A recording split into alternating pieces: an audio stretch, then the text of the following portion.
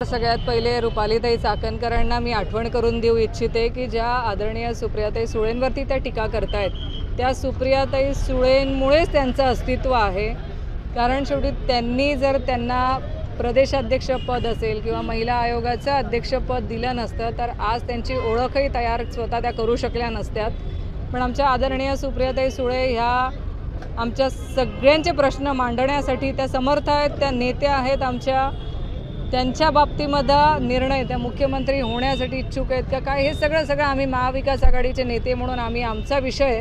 पण तुम्हाला नक्कीच आमदारकीचे डोळे लागल्यासारखं आम्हाला दिसतंय। पहिले आमदार किंवा नगरसेवक होऊन दाखवा ताई, त्याच्यानंतर एका नेत्यावरती आरोप करायला तुमचा अधिकार असेल। ज्या नेत्यांनी तळागाळातल्या गोरगरीब लोकांचे प्रश्न मांडलेत यांच्यावरती बोलणं म्हणजे आकाशामध्ये थुंकण्यासारखं आहे। ते सगळं तुमच्यावरतीच परत येणार आहे, त्याच्यामुळे त्या भानगडीत तुम्ही पडू नका। पहिले नगरसेवक कसं होता येईल ह्याकडे लक्ष द्या। एबीपी माझा, उघडा डोळे बघा नीट।